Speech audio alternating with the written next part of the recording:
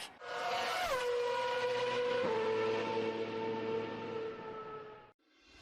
Welcome in to the Formula 1 Fallout for Hope Nuke Prix of Florida for St. Jude Children's Research Hospital's Play Life Initiative, powered by your JustWanya. A lot of Fs, and my goodness, another word with F may come to the competitors' minds because the weather is absolutely horrible in the Sunshine State. The fans are clinging to the brollies, ponchos, and trying to find anything that could possibly serve as a roof to shelter from the rain. It is the 4th Nuke Prix of the season. 3 different winners for 3 different teams. We couldn't wish for any more exciting start to the season. Jesse K. King of Coca-Cola, right here in the picture. Milan Strakovic of Robco and Apollo Garikis for Voltec, getting his car prepared right now. So this could be today a very decisive and most likely challenging Nuke Prix today in the Sunshine State down in Miami. But the weather will play a huge factor. We are pretty certain of that. We will have a look at all of that for you as we are going into the final preps before the formation lap starts and hence also the race itself. Here's the weather forecast. Heavy rain will fade over the arbor, romantic sunset in the eve, but that will, of course, affect the tire strategy quite by a lot. Because not only do you have to start on wet tires, you then will mostly have intermediate tires in between before you can choose dry tire compounds. And then the question is, how long will it be dry? How early will it be dry? This is only a forecast and not a guarantee. You know how it is with that kind of stuff. So it will be quite intense for the drivers in that regard because the standings are packed. Despite scoring no victory so far, Fujio Toshi is 1 point ahead of Garikis. No victory so far is set for the Japanese driver. Maybe you can make it one today. It's very packed at the front, but also very packed in the front and the rear midfield if you look at those points in the rightmost column. So it is a very, very, very, very close battle here. And the same goes for the team standings. Nuke-Cola and Red Rocket equal on points on the lead. Voltic a potential danger there, but don't forget about Robco. And especially not Chrysalis, as they have been strong throughout, but the stars just haven't aligned for a big victory so far yet. That is what the standings have for us today. Quite a big winners and also quite a few disappointments. But before we go further into that, we definitely have to have a look at the track. You can see it's pouring down rain like nothing. It is absolutely horrible. We are glad that we are here in the dry in our commentator box. And just have to watch it from a little bit of a distance, but the drivers will have a tough time because the water will gather in the cockpit. And that with those temperatures, yeah, that's not fun to drive in. I can tell you that. With the fresh tarmac on the street track that we are driving on, it will be extremely slippery. So I'm pretty certain we will have some accidents today, maybe even safety cars. But the track itself maybe should be previewed at first with the hot lap presentation. Taken from Bartok Metmini's practice session, it is a 3.36 mile circuit. Or 5.4 kilometers. It's 19 corners and a street track, as just before what mentioned. You can see it's very close walls, meaning that the rain has nowhere to go, especially from the spray of the tires. And it's a very fast circuit too. You can see the very first section being extremely fast, and then we have quite aerodynamically challenging corners right here before we go on this very, very long back area that is pretty straight, but still has some bends in it. So fighting in there will be extremely tough, I can tell you that. As we go in here for the stride here, which is not really a stride, but then we have this very, very hard, heavy braking zone where we will defo see a lot of overtaking maneuvers into this left-hand roundabout that hopefully will provide enough space because, as you can see, it's narrowing down quite a lot, but now comes the real narrow part. It's when we go under the bridges here, under the highway bridges. This is a very tough section, and you can see how Matt Mini is struggling with the tarmac there. Look at this. Look how the tires struggle for grip on such a lap. So today with rain, it could be quite an interesting one as we have this very, very long backstride where once again, the power of the engines can be quite a factor before it goes back on the start-finish stride for one lap being completed. And that is a 1:29. What was it again? 873. There we have it. All right. Well, thank you for the biddies, Grey Fox. With that said, let's go into the starting grid. The starting grid of the race today. Nuke Color is locking out the front row, so the Red Bastion is back again. Hopefully they will be able to keep it that way, because in the race they were not so good in the first few laps. For Geotoshi and Frog and 3 and 4 hoping to break that Red Bastion, as they are having very strong cars as well. In the third row we have then Milan Strakovic, a great starter. We will have a look on that if he also can start great in the wet. And Souza and the Chromatic Chrysalis Corvega. Also, thank you, Smiley, for the 100 biddies. Danzig on 7, great performance for Arctis, a private team. So that is a very strong performance from the underdog. Matt Mini, who we just have seen in this one video, is on 8th. And then the top 10 will be closing with the last race winners, Garrikis, and the second Red Rocket of Sharina Shotashvili. So, not so great performance in the qualifying for Garrikis, but who knows what the race has to offer. Full female roll now of Snellis daughter next to Kalic. So we are outside of the top 10 now. And then we have the latter's teammate on the 13th position, together with the first Archer of Kozinus on 14th. We failed to see the arc in the performance. As Stopareski, the team member, or the team comrade of Kozinus, is starting right behind on 15th. Christian Stander is the next one for Mass Fusion Automation, out-qualifying the bitter rivals of Poseidon. Amazing result for Mass Fusion in that regard, as we have here, far away from his teammate, Enrico Soliora, next to Guillaume Renard for Poseidon. And then in the final row, it's consisting of James Hartley, the second Mass Fusion, and Carlos Macolina. They're always bad in qualifying, but a very great start and a very great racer. So that's going to be the thing we will be looking on today. We have a hype train very close. Thank you so much for the gift subs to Grey Fox and to Simon Durs in the chat. And here we are at the formation lap. The cars will drive one lap under yellow flag conditions to warm up tires and brakes before they go back onto the starting positions. And here you have the starting grid again in just one view for yourself. Chance for the drivers to warm up tires and brakes and check that the car is okay. That's how it is with the formation lap. Even though I just see, I think there is something wrong. I see that Guillaume Renard is actually on intermediate tires and not on wet tires. But anyway, we have a Formulout fun fact. Jessie Kakin remains hereupon the only racing driver to have won a Formulout 1 race from pole position. And she's starting from pole position today. So who knows? Maybe this will be exactly the thing that we will be seeing today. Catarella, thank you so much for gifting a 2-1 sub to Alkin. Getting us to 6 out of 10 subscriptions for the day. And here we have for Geotoshi. That is the championship leader right now, starting from P3. And you can see the spray. The spray is very, very intense today. And as said, due to the walls, it struggles to get anywhere. So we will see wet conditions for quite a while. Thank you so much for the hype train, everybody. Yeah, it's a lot of puddles on the street track here. You can see that as well. It is, yeah, I think the starting lap will be quite intense. I'm pretty sure the drivers will try to take it easy because look at those puddles. Here we are on board with Twig Frog. The unlucky one of the season so far. You saw it in the recap.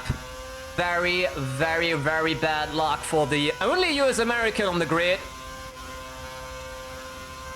We have this very long straight. We get now into the independent Fallout wiki hairpin before we then go back to the start-finish stride of Super Duper Mart. And that's then where the cars will come to a halt. And we will wait for the lights to go on and out, and then the race will start. Also a little heads up.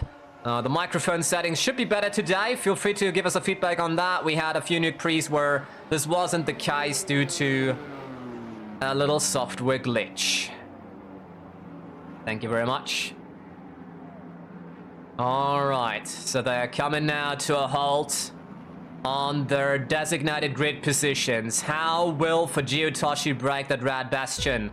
There we go. It is 5 red lights that are going on, and when they go out, the Nuke Prix of Florida is on the way.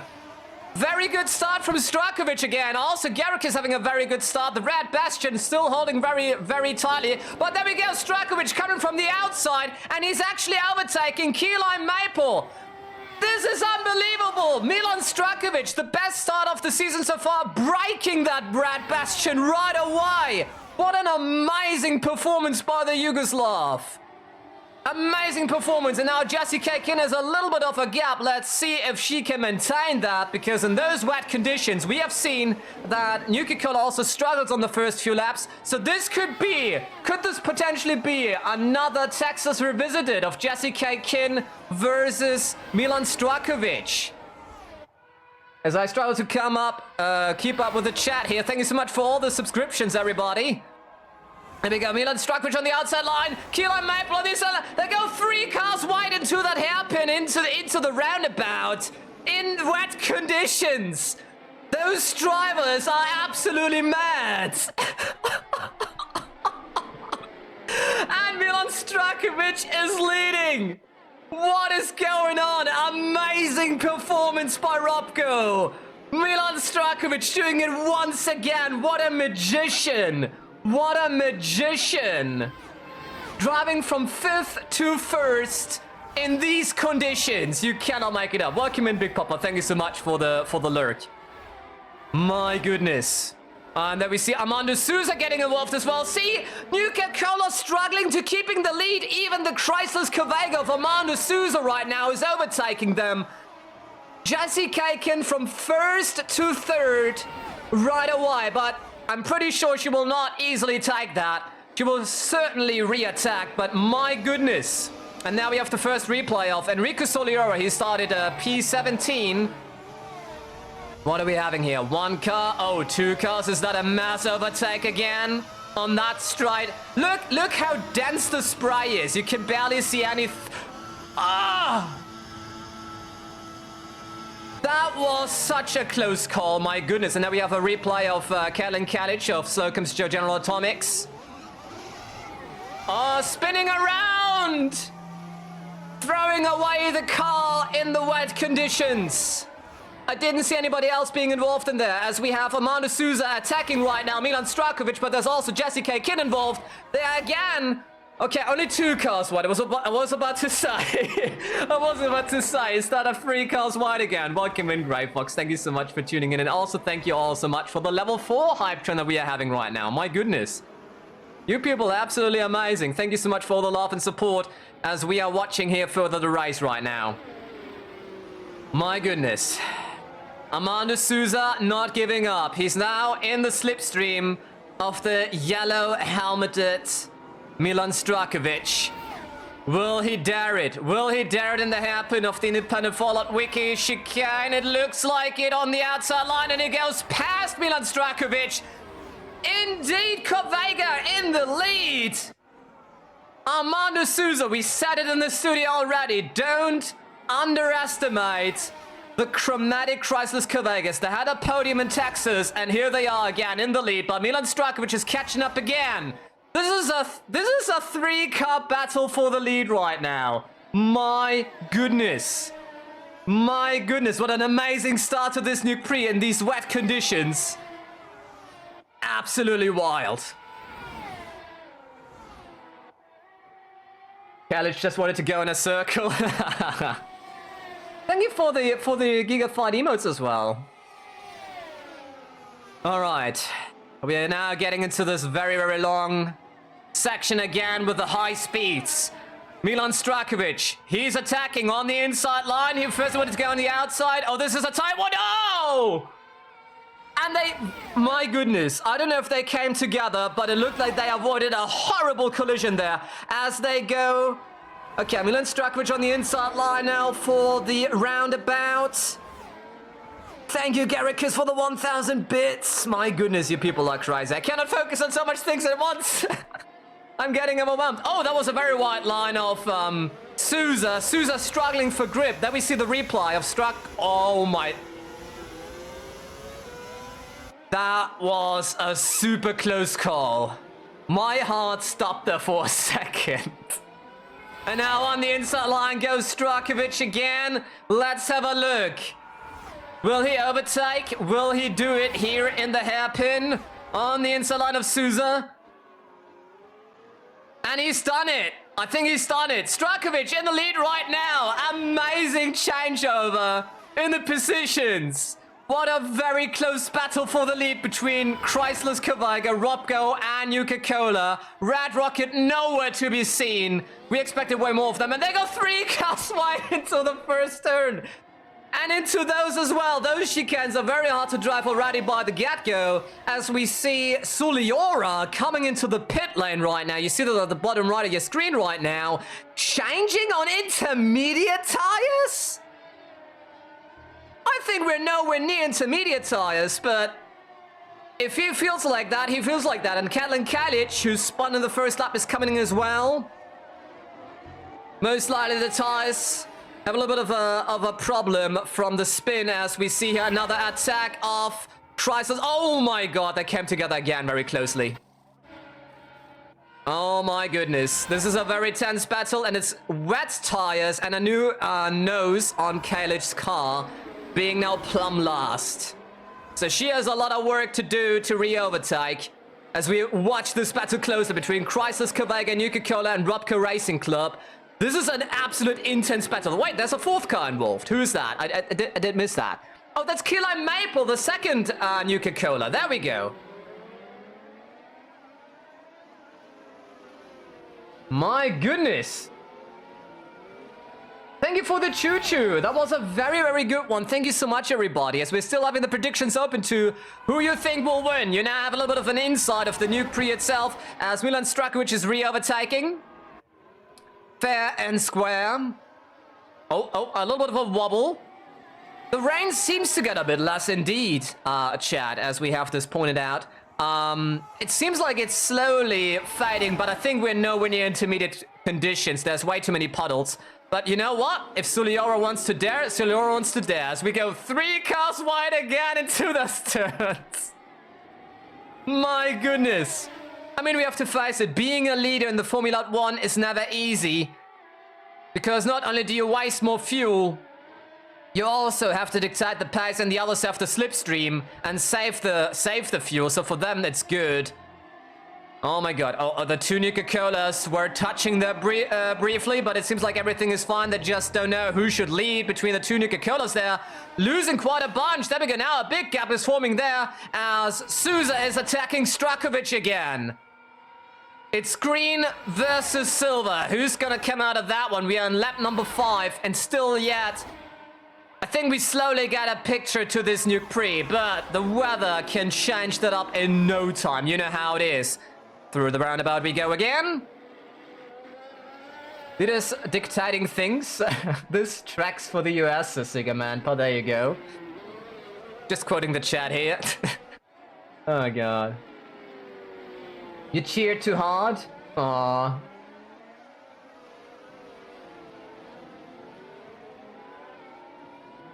Yeah, thank you so much for the hype train, everybody. Alright, let's have a look. So that goes side by side again into the hairpin for lap number 5 here. Strakovic on the outside line here, and Souza on the inside. Everything looking sharp, fair and square, everything fine. They're just changing back and forth now, so that's what's happening right now. But that's good, because now we can finally take a little bit of a sip as... Oh no, wait, they're re-attacking. There's another attacking going on the inside line of Strakovic, but very great defense. Again of Souza. They go side by side through the corners again, holding each other up. This could be very beneficial for Nuka-Cola, as we have the full leaderboard right now here again.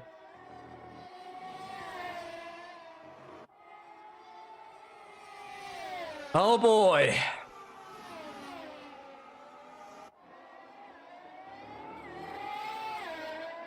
All right, here we go again. This very dangerous section where they can... Oh my god, I cannot watch this. Nobody with bad nerves can watch this. This is like the 3rd time in a row they come together like that in that very bend, and nothing happened again. These drivers really, like... Try to keep the car under control in that situation. I'm so scared that we will have a very bad impact here sooner or later. Please look after each other. That's very important. And then the raindrops become less and less. We see there's a little bit of a drier line right now. It seems like the first 2 laps were very necessary to kind of give a line on the racetrack. Maybe we will get intermediate tires soon for the rest of the grid, so maybe Soliora's strategy was actually pretty good. Thank you for the lurk, Vader. And also sorry if we missed people in the public chat here. Alright, let's have a look. Oh, they're coming into the pit! They're coming into the pit! Okay. Strakovic on second, Souza on first. Which team is fast on the pit stop? This is gonna be a pit stop battle, everybody! Chrysler's Kavega versus Robco Racing. Here's Robco. And indeed, intermediate tires on. And Robco wins it! No way! Souza lost because of traffic. He was stuck in traffic there. You see him right now at the back there. Armando Souza couldn't exit his pit box because there was too much traffic in the pit lane. This is an absolute catastrophe. As we see a replay of Snellistad, the teammate of Strakovic. Yep, that's another spin. The track is wet, folks. That's what happens when you go a bit too fast. And right now, we have the leader of the Nuke Prix being... let me follow this through briefly. Jesse Kakin. But Souza lost a lot. He's even behind Kila Maple now. And here's an official word by one of our partners of Fallout for Hope.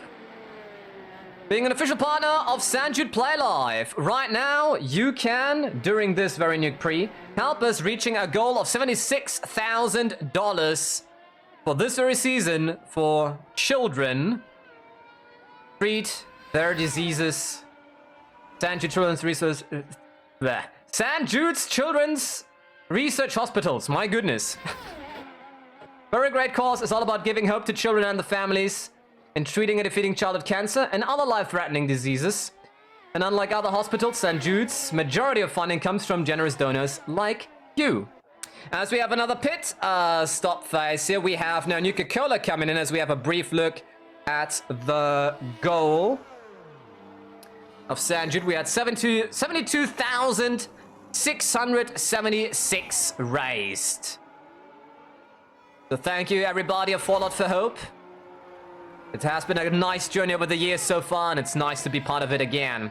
As we follow here, Milan Strakovic being now the rightfully leader of the Nuke Prix with quite a big gap right now.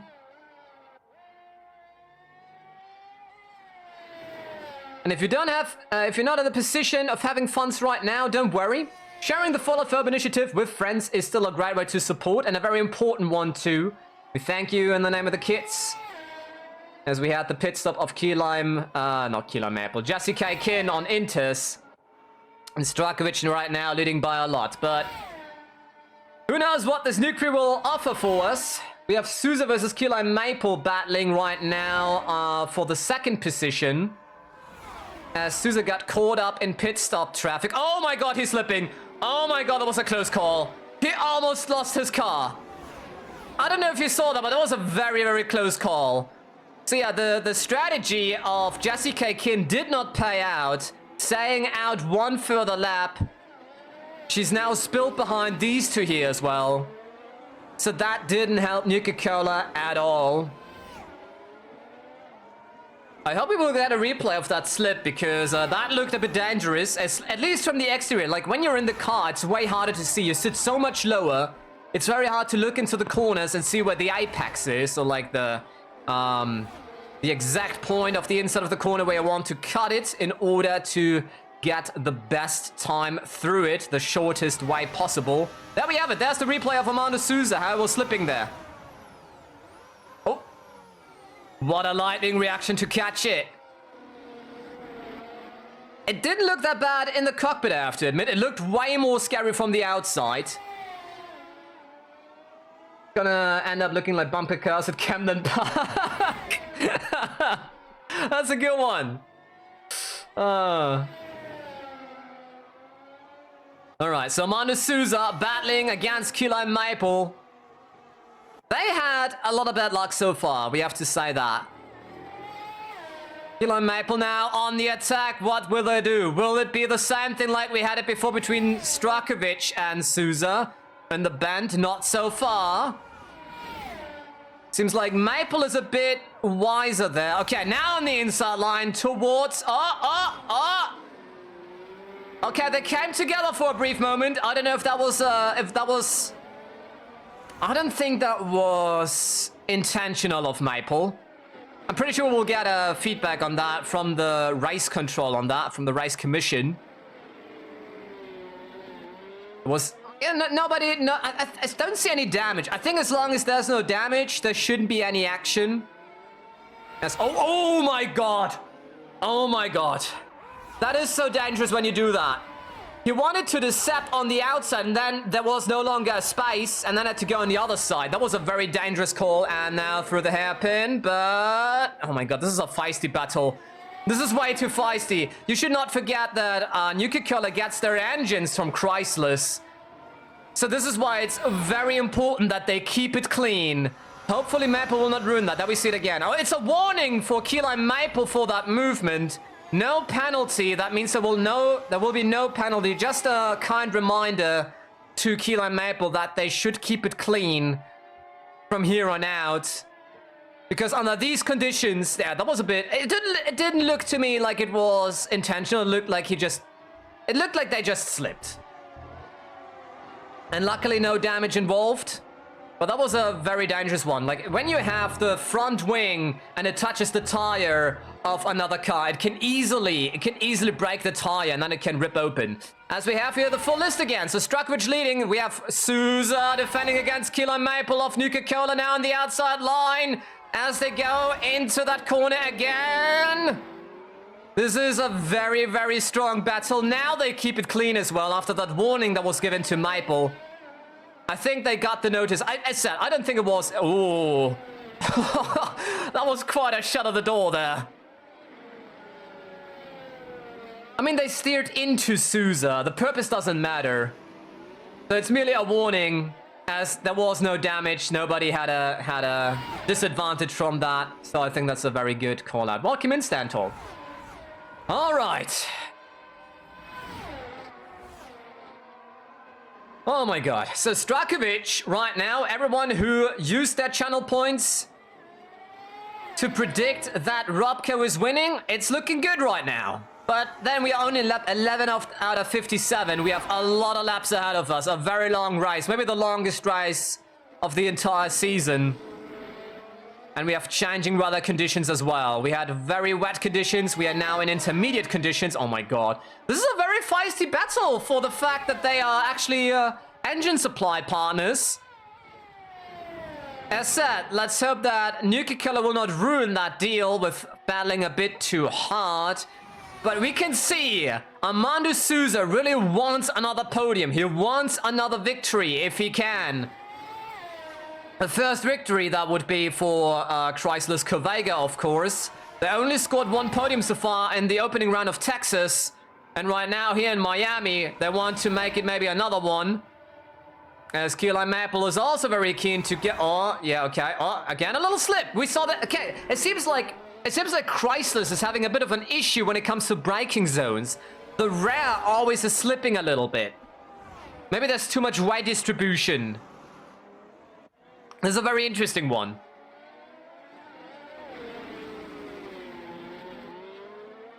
All right, now they're on the very long straight. Finally, we have a bit of calm again here in this Nuke Prix right now. There we go. On the inside line goes Armando Souza. Again, the Portuguese. He has been performing amazingly well this season thus far. He would totally deserve a victory. Oh. It looked like they collided, but it seems like everything is fine. I don't see any damage, neither on the front wing nor on the side pot. And now, oh my god. Yeah, these are... My goodness. These are battling quite intensely here. Yeah, the brake bias. Maybe they tuned the brake bias for dry conditions. That could be. That could well be that they gamble at Chrysler's for dry... Oh my god, you saw that again! He was drifting through that corner! He was doing the Drift King, folks! I don't know if you saw that, but that was like a Drift King move right there from Armando Souza. He's really battling! This is a really you have to imagine, folks, this is 82 degrees Fahrenheit right now, under these very rainy conditions. It has been raining all day. Now the rain is slowly fading, but it's still there. You don't want to imagine how hot it is in these cars. The cockpit itself gets up to 50 degrees Celsius. So if you convert that, it's just absolutely unbearable. It's absolutely unbearable to drive in these conditions. And for that, to do a battle like that, it's absolutely amazing. Thank you for the conversion, chat. It's 122 degrees Fahrenheit. As a European, I struggle here and there with the conversion there. Thank you very much for that, as we have... Man, this is... I don't even want to know how many overtaking maneuvers we had so far, just between these two. This is absolutely amazing. But what we have to give them, despite having a few collisions here and there, they still keep it very clean. We've seen way dirtier moves, for example, of Voltec. We saw how aggressive, especially Twig Frog was going at times.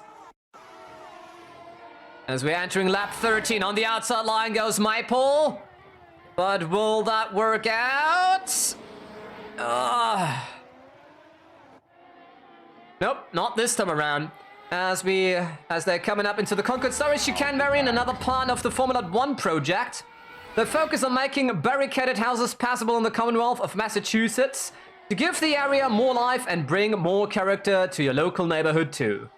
Feel free to check them out, as our moderators will give you more info on that. Wait, I'm not logged into the chat here. I cannot do that. Hang on. There we go. All right. Let's go back into the battle between Sousa and Maple.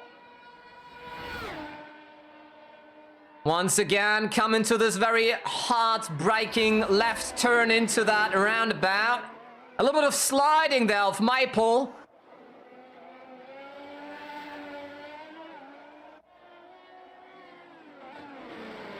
But looking good so far. All right, I think we can take a sip briefly. Everyone, make sure to raise your tin cans, cups, bottles, glasses, hands, or shoes. Wherever you have your bevy in. And cheers, thank you so much for joining us today for the Fallout for Hope Nuke Prix of Florida of the Formula 1.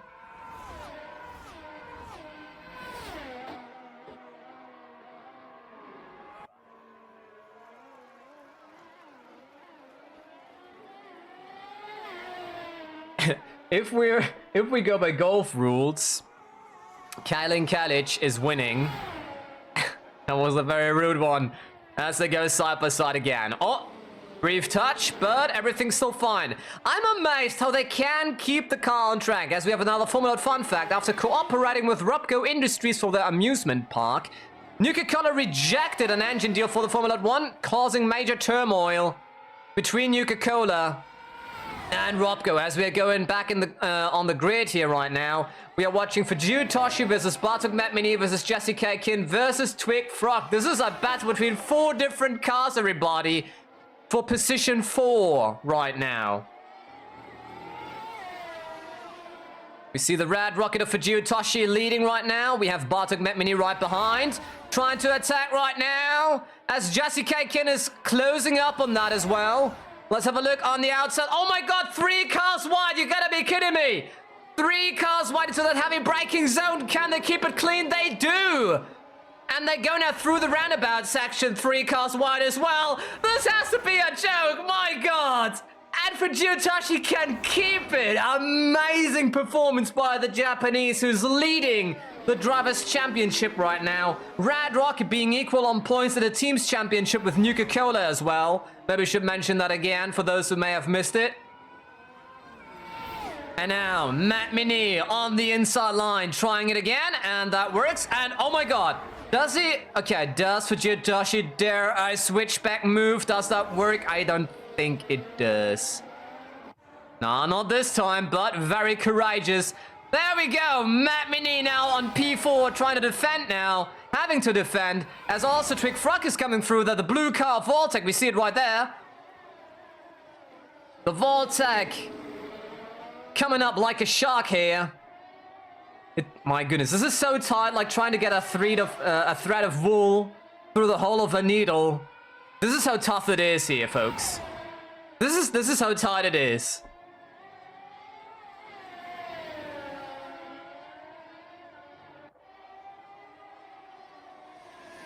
Yeah, 4 cars battling for P4 right now. We will certainly watch that one for a little while. Oh, there we go. Jesse K can now attack. Oh, no. Had to step on the brakes. As we saw another slide there of the Chrysler Cavega. And now, oh my god, 3 cars wide again. You gotta be kidding me. They go 3 cars wide again. My goodness. This is fantastic, folks. And for Toshi winning it again.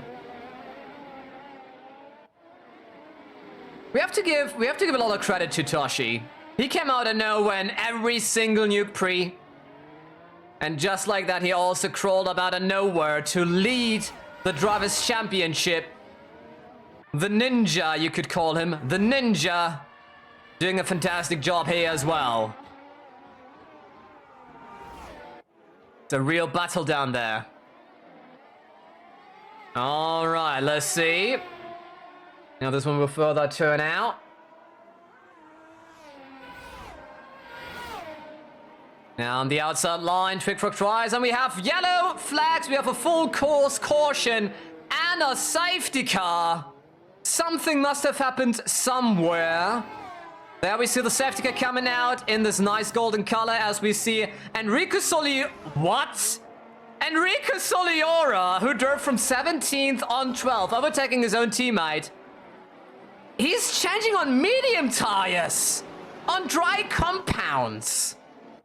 Quite risky today and unorthodox. I mean, the track seems to be getting drier. This gamble could be worth it, depending on how long the safety car is up, but the question is why is the safety car? So what it means is that all the drivers have to slow down and the safety car dictates the pace and has to pick up the leader, which is this car here of Milan Strakovic. Then we see a replay. What happened? Let's stop Barevsky.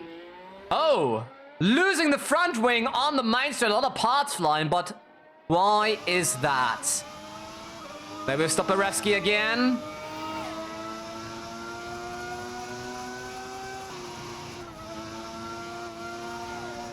This is odd. Did he maybe struggle to brake? I think we have to have another look at that. That was weird.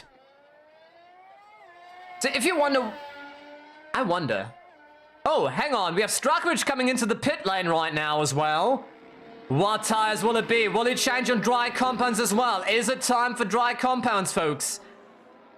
I'm not 100% certain about that, but I'm not a strategist. Coming in. And dry tires indeed.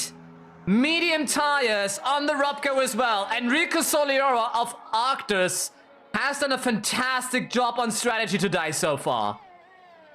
They play it safe with their teammate of Danzig, so Arctus really risking it all on the Italian, and it has been worth so far. Everybody coming in for dry compounds right now. And there's the safety car picking up the leader. And with that, we have a slow down moment. Everyone changing on dry tires, so maybe we have a race then for a little while on dry conditions. This will impact the whole strategy as like a lot of people come in right now. As you can see, absolute chaos there in the pit lane. A lot of traffic, a lot of changing. This could realign the race a little bit. And if you're wondering why we have a safety car right now, we saw a collision of Florek Stoparavsky crashing into the rear diffuser, there we go, of Christian Standard that sets his front wing off. We don't know what happened. Maybe so. Wait, it's not the front wing. It's stuck up in the tree there. I've never seen anything like this before. Oh boy. Seems like it wanted to become a bird. I mean, it has a wing after all. It's literally a wing, but that would explain the safety car as well. If they have a front wing being stuck in a tree, they have to crawl up there and get the down before it falls down in a wind or something. Oh my goodness. All right. As we are on safety cars, a perfect upload to tell you again about the St. Jude Children's Research Hospital's Play Life initiative that we are officially supporting today here as well with this very Nuke Prix. They're doing amazing work in treating and accompanying children and the families through deadly diseases, and you can support them. The work is mostly funded merely by donations, and you can make one of these very fast and very easily right now. For more information, follow the guidance of our moderators. Just like this. When we look at the current goal, we had 72,000. The goal right now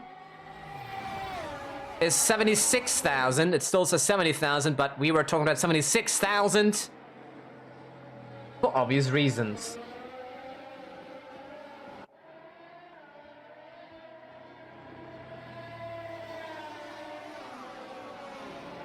Alright, and safety cars, that's perfect for you to heat up your popcorn again until the race restarts. That is a question when it will happen. We will see that when the safety car is disabling its lights. So we see a replay from the start of the race again of Enrico Soliora. That was in the very first lap today. It was a very close call. Enrico Soliora really shining today, not gonna lie. And look at this. A super tense close call there. And made it. We are still under yellow. We are still in safety car. And we have a Formula fun fact for you. Thus far, including Florida, the Formula 1 had to deploy 4 safety car during the races. So that is 1 safety car per race. We had no safety car in Texas. It still was a very exciting race. We had 1 in Lombardia, 2 in Holland, if you may remember, and now 1 in Florida. But let's see if that will be the only one today. Maybe there will be another one today as well. All right. I think the safety car could come in soon. Indeed it does. Safety car is coming in, folks. Until the start-finish straight, the drivers have to be slow still, and then the Nuke Prix, the Fallout for Hope Nuke Prix of Florida is on the way again, folks. So Strakovic coming through the independent Fallout Wiki chicane right now. Back to the Super Duper Mod main straight. There we go. That was a bit covered by the leaderboard. There we go. And we are under green. The Nuke Prix is open again as the field is very close together again. Dry conditions right now. Will Milan Strakovic be able to hold it is the question. He is a very fast driver. Very good start. And also so for the safety cars as we can see it right now. Already driving at an amazing gap there. Ahead of Armando Souza, who's really struggling to keep up. What an amazing performance by the Yugoslav. He's really giving the rest of the grid a very tough time. Rupko must be proud to have this amazing young talented driver in there. As we see Armando Souza crawling up right now in the slipstream. Will it be? Okay, they're past the bend where they usually come together. Now into the heavy braking zone of Pulaski Preservation Services. On the inside line towards the circle. See, the roundabout. Side by side they go through. As we see, oh wow, there was Enrico Soliora coming through as well. Enrico Soliora right now battling for P3. And very close together, we have green versus chromatic. As we see Enrico Soliora for Arctus being on P3 right now, folks. The underdog team having a driver on the 3rd position on a potential podium. Side by side, they go through the hairpin right now. And Armando Souza is holding it. But Milan Strakovic does a switchback move and comes back again. All right, and now on the outside line again.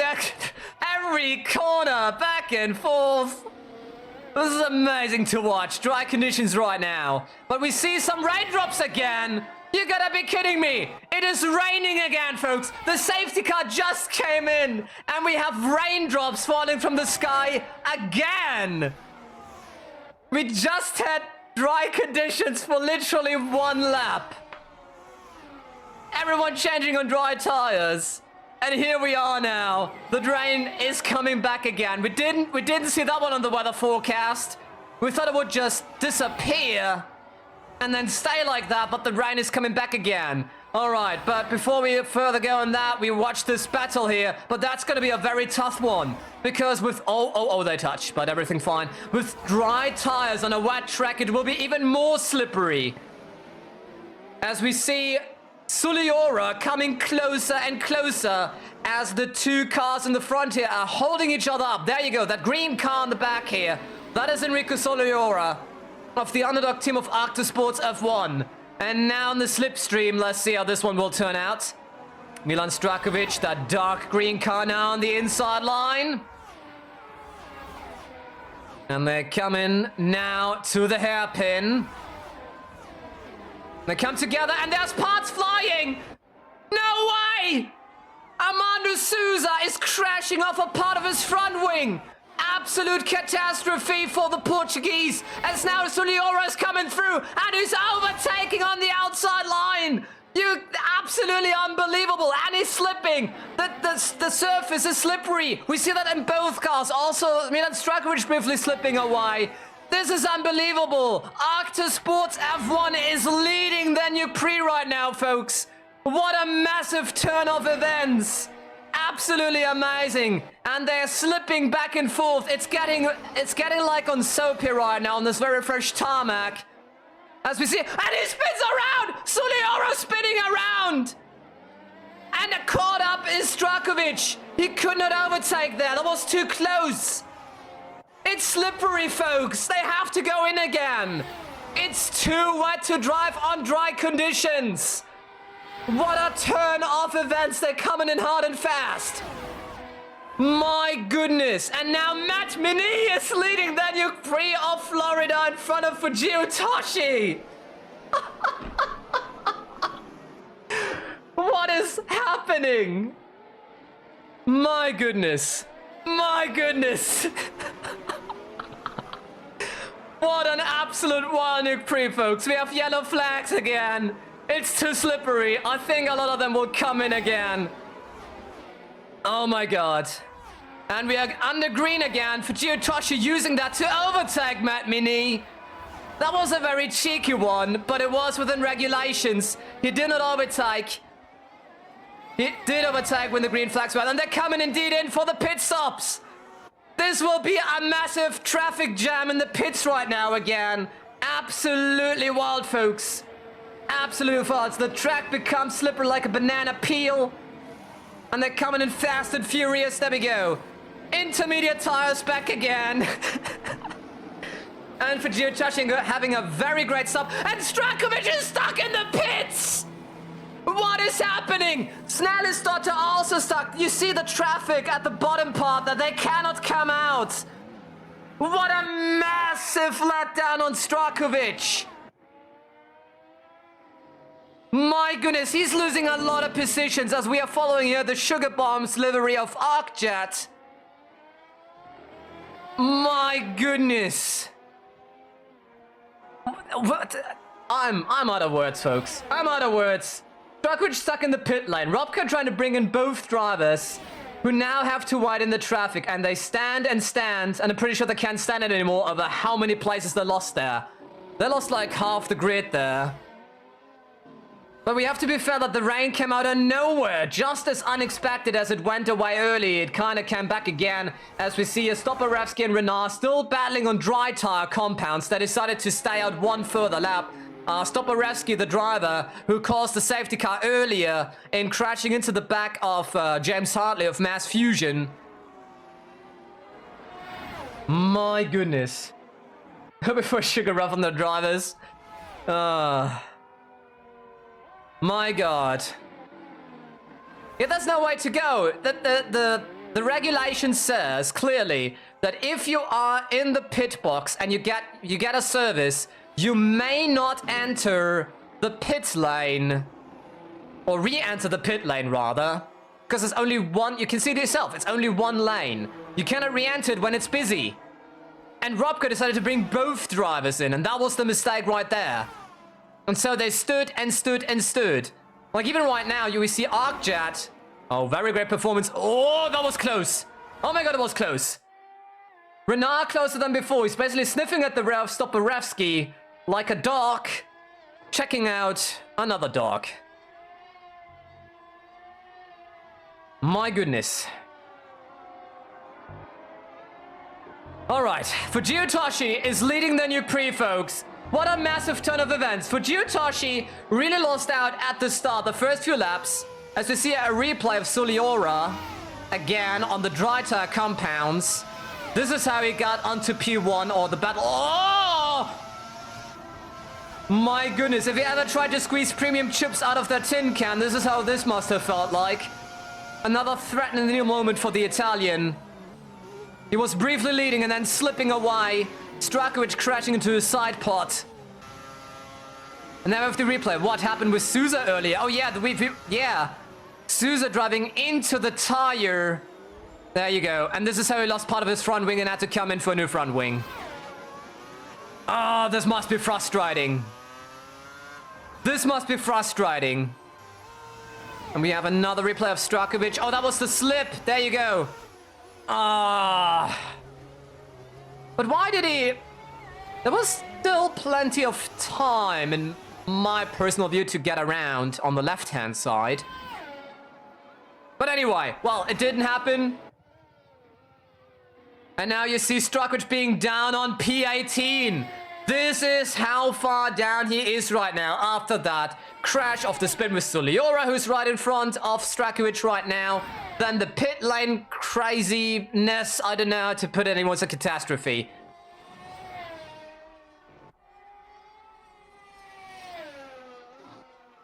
Double stacking is bad? Depends on the circumstances. I'm pretty sure that they didn't expect so much traffic in the pit lane at Robco. They, you know, they risked it and they lost. That's just how racing is. It's a risky sport. And sometimes you double stack and it doesn't work out.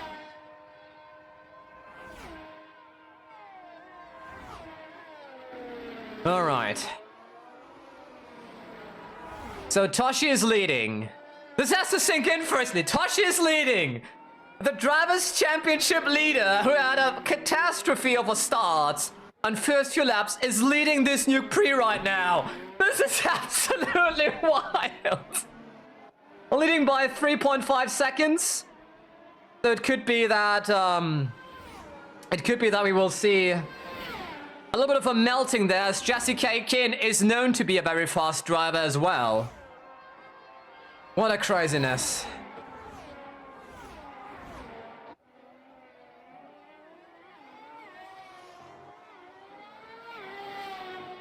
Oh boy.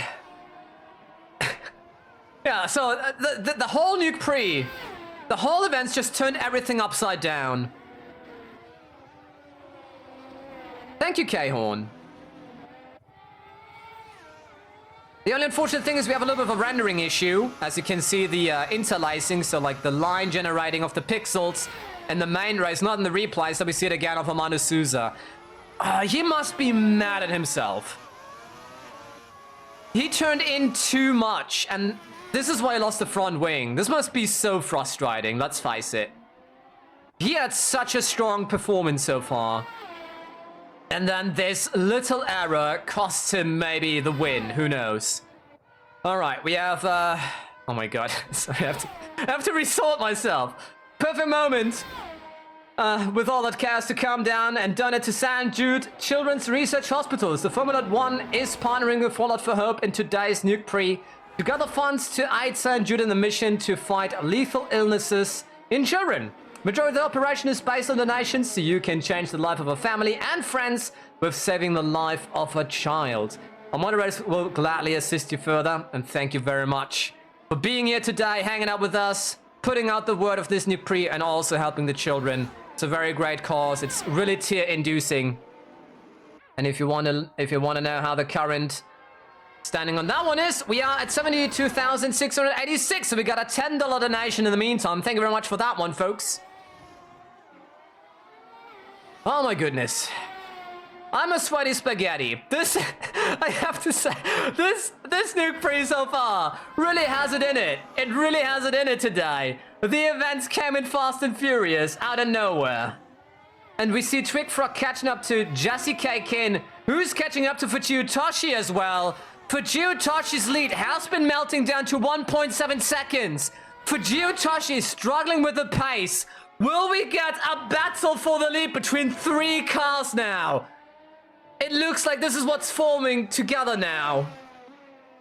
as they're all slowly merging together again.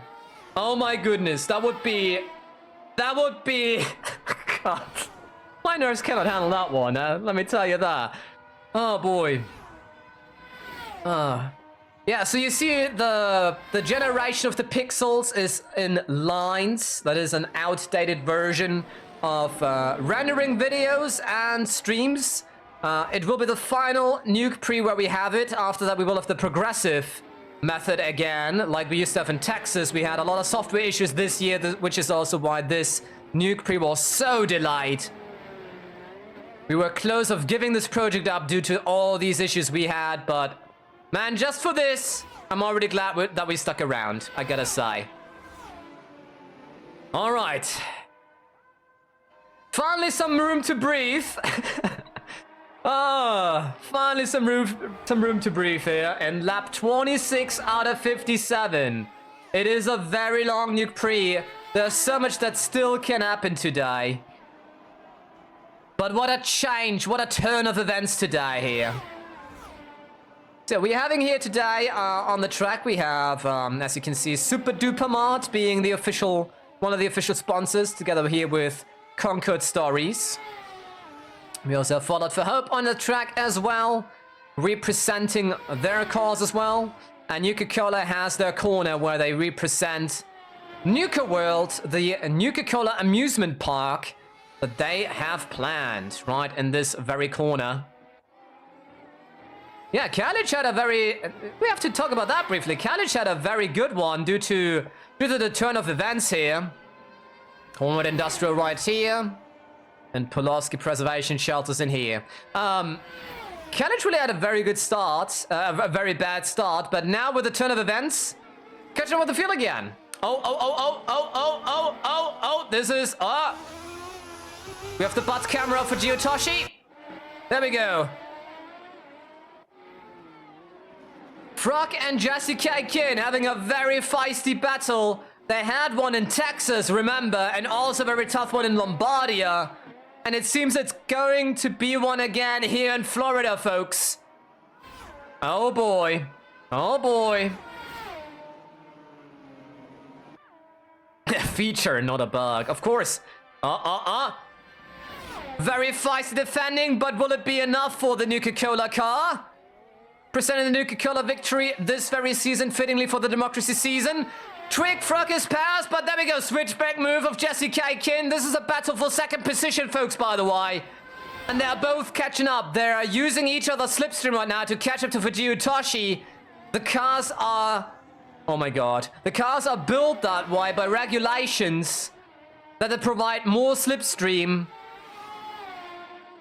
The drag is pretty bad on them if you're not on slipstream, so this is how the lead always eventually can end up being caught up by the back if they play together. And we saw Fujio Toshi really losing a lot of time there. It is not a super big gap. We had 1.7 seconds still around-ish, as we have Fujio Toshi. Twig Frog now trying to re-attack again using the slipstream. Let's see. On the inside line towards the very heavy braking zone for this left-handed. Oh, hairpin, and he's through, but it's not done yet because this roundabout is a very good opportunity to re-overtake. And Jessica Kin is using it as we are coming now into this very tight chicane variant under the bridges. There we go. Welcome back, Viking. All right, on board with Twig Frog. He's in the slipstream right now on the main straight. Let's see. 380 kilometers an hour, folks. He peaked at 384 kilometers an hour. I sadly don't know the MPH here. Pretty sure the chat will already have a conversion for that available to them. Sadly, we have two different systems in the world. That makes it kind of tough. 238 miles an hour. Thank you, Minnie. Very much appreciate it. Thank you for the support so much there in the chat. And there we are on board with Jesse Kin. the victor of the Nuke Prix of Texas. Very, very strong driver. Big veteran in the sport. Oh my god, yeah. Better slow down, girl. Better slow down. That was a bit fear-inducing there. Yeah, really struggling. Keeping the limiter in to not crash directly into the back. And there we go. On the inside line now. And that works. And that is fine. They go side by side. And yeah, okay. Jesse K. wise enough to make room. And that's exactly what I meant by a true veteran or somebody who's well established, because Jessie K. so far really proved that she also knows when to give up. Very, very wise. Especially after the spin in Lombardia, don't forget about that.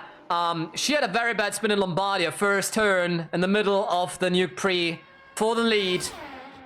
Risking a bit too much.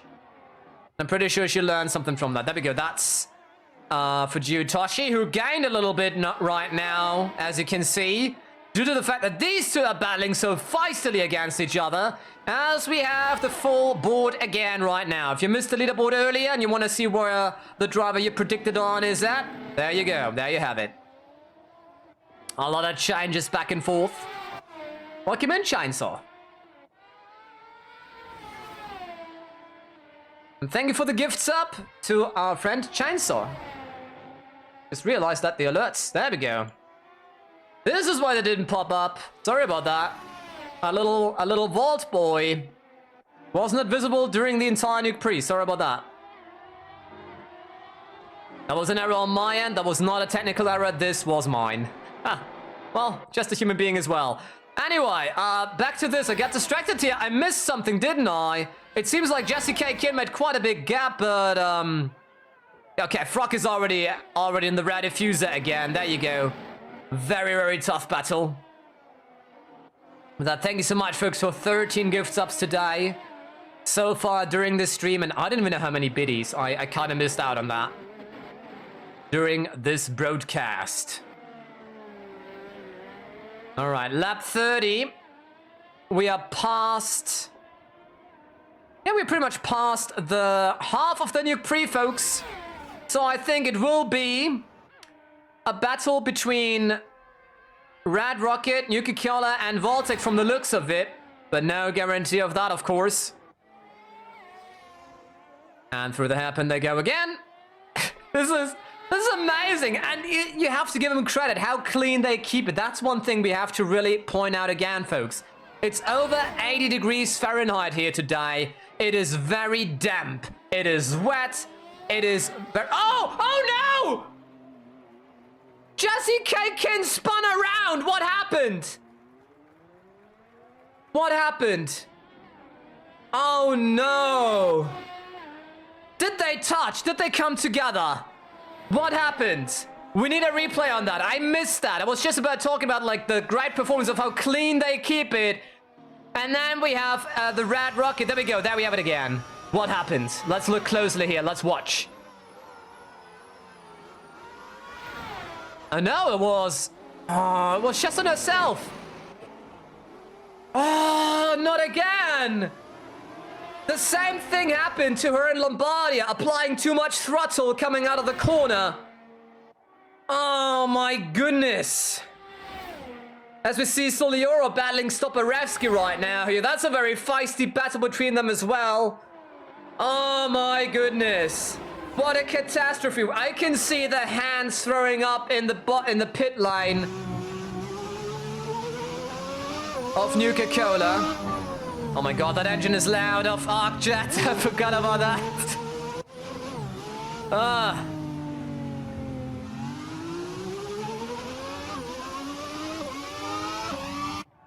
Yeah, the engine of ArcJet is, I think, maybe the loudest engine in the area for Formula fun fact. Arctic Sports F1 is the smallest team on the grid by size and capabilities, receiving the engine and chassis from ArcJet. ArcJet Engine Sports as a partnership deal. This is why they maybe shouldn't risk too much against their competitor there, because they're having a partnership. Imagine how that partnership would crack if they go a bit too aggressive, but we have to face it. Sulliora lost a lot of positions. He was leading the Nuke Prix for one lap and then slipping due to how wet the track was. No chance with dry compounds on the wet tarmac there. So I think we cannot really blame him for that either. He was having a battle against Drakovic as they go side by side through those corners here. So the smallest and least sophisticated team on the grid.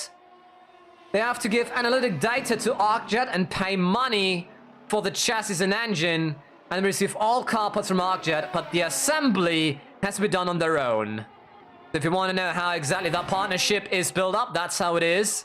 They receive the parts, they have to assemble them themselves though, but they have to give track data to ArcJet, which will hopefully come in handy for ArcJet to properly have an arc in the performance as well, because so far, if we look at Lombardia and Holland, those were good races for them, but then Holland very early double DNF due to a collision that wasn't even caused by them. It was a very unlucky crash. You saw that in the recap there. Let's hope that sooner or later they can make it work, because so far it was a lot of bad luck for the team in purple. As we have another word of an official partner of Independent Fallout Wiki.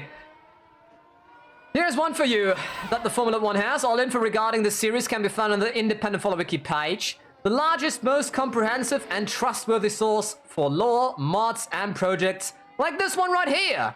And you can register the encyclopedia for absolutely free as well. If we do exclamation point F1, you can see that even the Formula 1 has their own wiki entry in the fan section. The fan creations section of the Independent Fallout Wiki. And so we give back to them as well. Give them a big fat shout out for supporting our project. My goodness. And now we have another Formula fun fact. Is the TV team a bit bored here? And we have a pit stop here of Sulliora. There you go, changing over to wet tires. You gotta be kidding me. Wet tires on Suliora's car and also Garrikis. The rain is intensifying. What is happening with the weather? We completely missed the Formula fun fact. So the Formula fun fact was that after sneakily surprising his competitors, the drivers in media gave Fujio Toshi the nickname of Ninja, who we see right here right now. Due to his very unorthodox strategy in Texas, sudden appearance at the front in Lombardia, getting the podium there, and also the sudden takeover of the championship lead in Holland. And also here today, he had a very bad start to the Nuke Prix and now he's leading. And now he's coming into the pits, most likely for wet tires. I would recommend that, just based on what we've seen so far. The track looks extremely wet, the rain has intensified, and indeed he comes into the pit lane. There we go. Alright, folks. There's a battle again. Voltec is out as well. Voltec versus Red Rocket. Sulliora is the tire strategist today. Indeed, there we go. There's the Voltec of Twig Frog.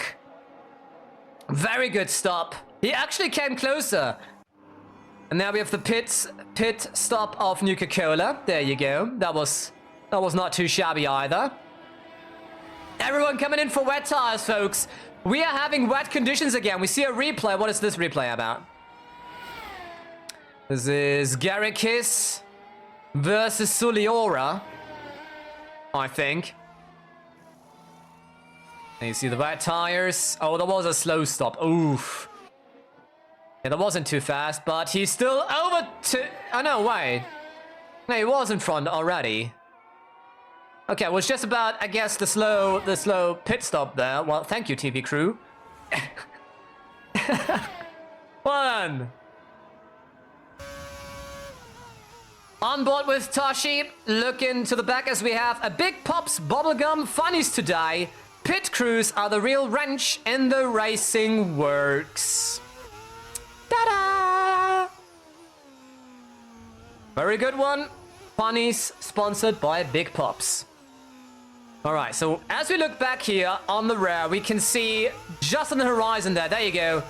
That is the Voltec of Twig Frog, who's dawning in closer. But right now, it's still 3.5 seconds. I repeat, 3.5 seconds separates The leader for Geotoshi is also leading the current Drivers' Championship from this driver here of Twig Frog, the only US American here for Voltec. Very bad season. Oh my god. Imagine. This is a scenario that could come up here, folks.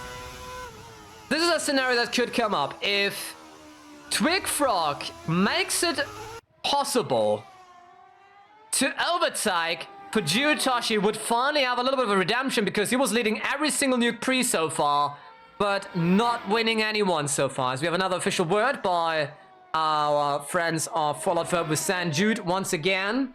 If you weren't aware of that, we are gathering today for St. Jude's Children Research Hospitals. They are fighting deadly diseases in children, and you can help changing the life of a child and its families and friends. Moderators will give you a further,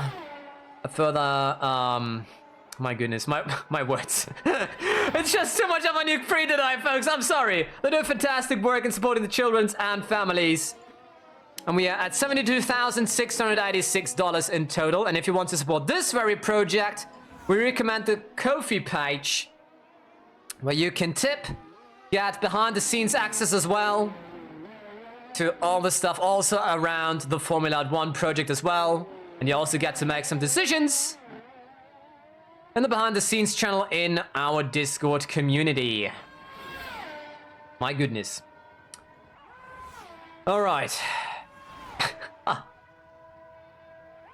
But yeah, big shout out to the driver's performance, by the way. No matter where they are, it is an extremely tough race today. 125 degrees Fahrenheit in the cockpits. That's around 50 degrees Celsius with such a high humidity.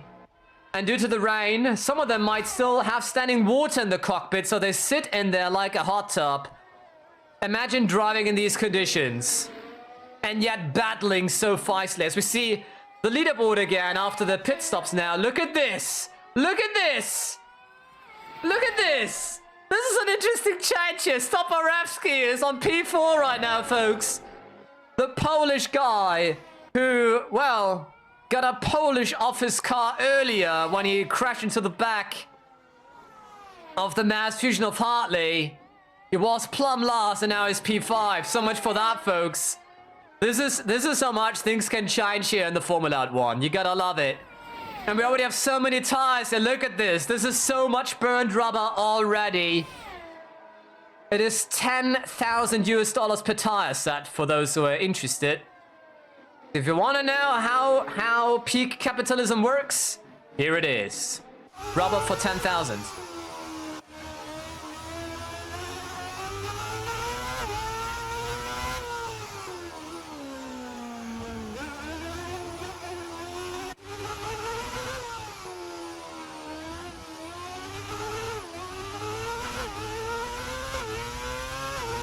Okay, the question now is, when do they pit? Because that could be interesting. What are the current predictions anyway? I didn't catch that, unfortunately. What the people have. Let's see. We have 66% betting on Robco, 19% on Chrysler's Corvega, and 15% on Voltec. Well, let's hope that Frog can make it happen. 15% of the votes. Those are the top three of the predictions that we have here. We're going towards Voltec. The vast majority was very, very keen to see Strakovic winning another one, but it doesn't look like it just now. But who knows what will happen here today? Anything can happen.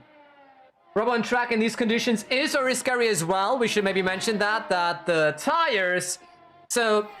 basically, the way tires work is they are made of rubber. You may know that. And as they go hotter and hotter, you could say that they are slowly melting. So they are sticking more to the track. That's what happens due to rubber being hot. It sticks like glue, you could say. But the problem is you also lose rubber on your tires. And then that rubber is left on the tarmac. And that can be quite... a considerable danger when it comes to slipping. We have a very, very fresh tarmac here on the track. We saw it already in the hot lap presentation of Matt Mini, how he was slipping. We saw people slipping in dry conditions like Kellich at the opening lap. We saw people slipping now under these conditions as well. I have a feeling this could still get a big turnaround of events here as we see Frog coming closer and closer towards Fujitashi, folks. The danger is not prevented.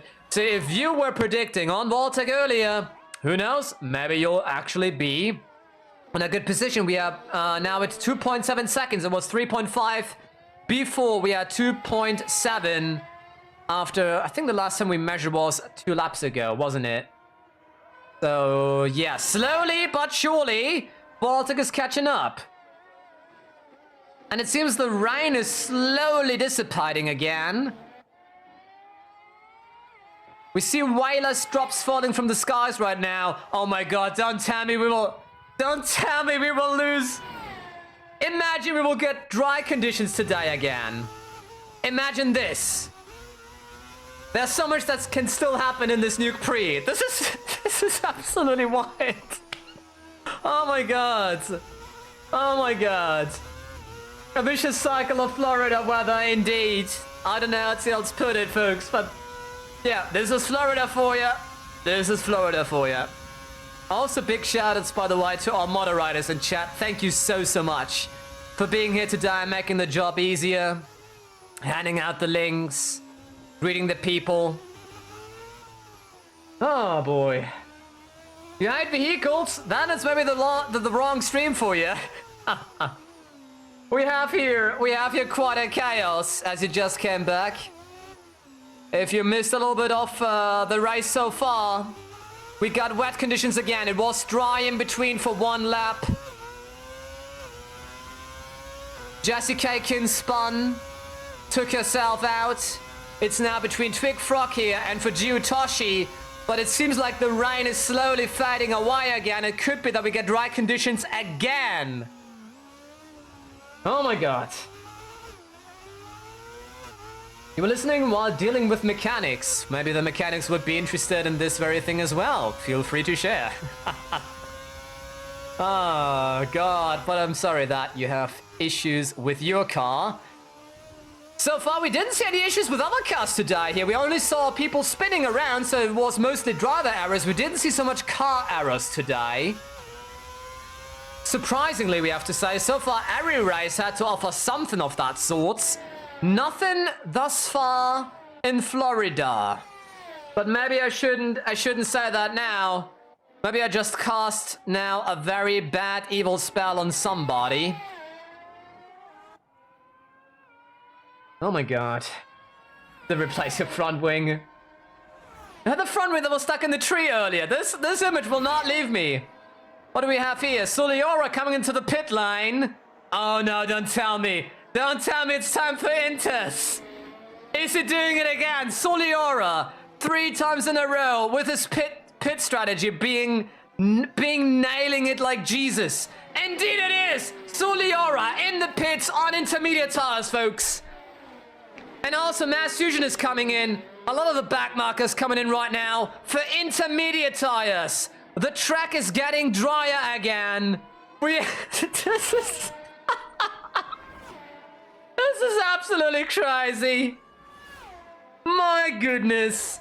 My goodness. There we have Arcjet. They're changing back on Inters again.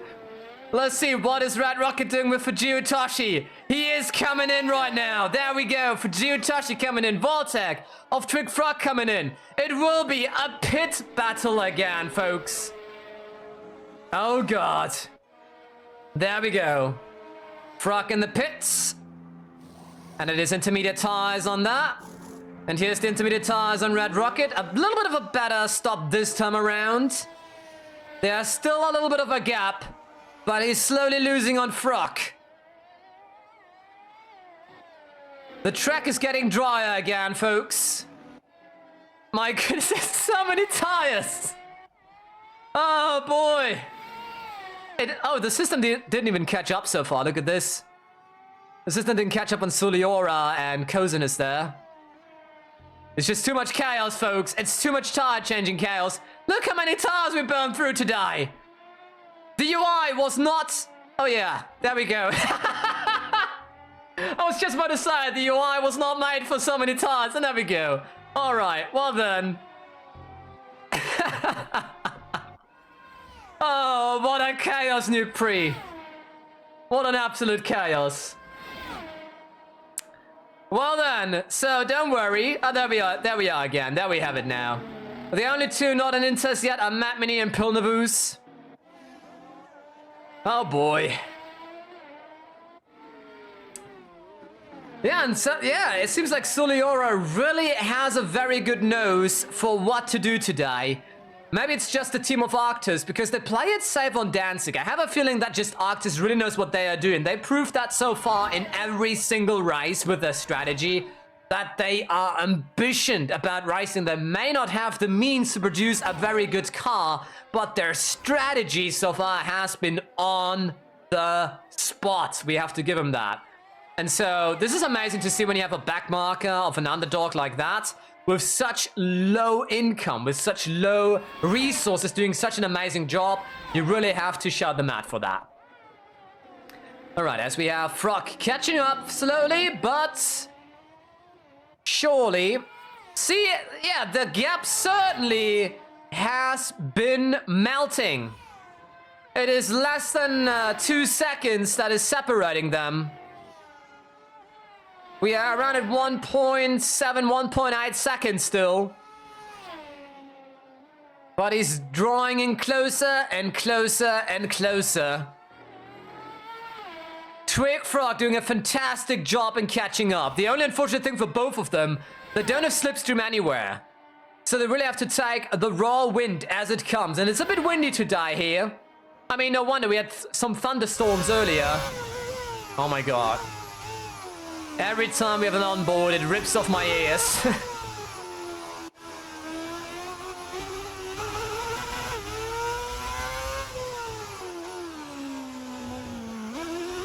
Alright, Twig Frog. Could it be his first win? He was leading in Texas and he had to retire because of an engine malfunction. Being 5 seconds in the lead, you may remember that. Then in Lombardia, he got taken out by Hartley, who lost his car after a collision and crashed into him, and then he was stuck on the curbs and couldn't rejoin the track anymore and had to give up. And then in Holland, he was leading, got taken out by Snarlisdotter of Robco, who broke far too light, and this is how he only finished on second, at least a podium. But I'm pretty sure there's a lot of frustration in the US American. After all these troubles he was having today, we would certainly grant him to win here today. It is somewhat of a home race after all. We are here on American soil for the second of a total of 3 Nuke Prix in USA. The third one will be the final round, round number 10 in Las Vegas. For the Nuke Prix of the Mojave, as it's entitled. And we have here... what an interesting thing forming. So for Giutoshi, right here, this man that the camera is following right now is the leader of the Drivers' Championship right now. Red Rocket also leading, equal on points with with Nuka-Cola right now. That's the thing what happens when you read it upside down. And so it's a lot at stake for Red Rocket here. They could, if they win this, they could be leading, even though Shotashvili is not doing a good job right now. But then it was a very tough race. Could be, I didn't follow everything of Shotashvili there. Could have been that Shotashvili just was in a lot of bad circumstances there today. But this right now could be an interesting one. All right, here we are back again for the full leaderboard. There you see Shotashvili being plumb last. That's what I meant. With the confirmation right there. Also, Marcolina not doing well today. Usually Marcolina is a great racer and the race is not so good in qualifying. But then there was so much happening during this Nuke Prix, it was very hard to follow every single thing.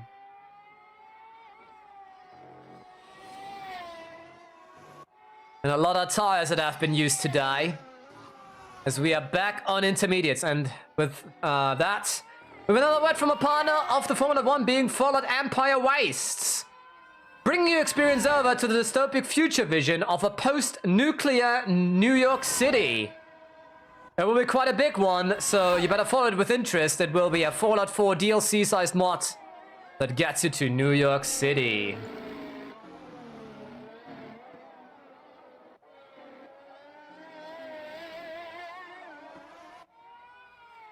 That's not the command. Maybe the... Oh yeah, I missed the S. That's the one. There we go. Thank you. Thank you, moderators. The moment I don't remember the commands anymore. There you have the official profile of our partner here. Of the partner in crime.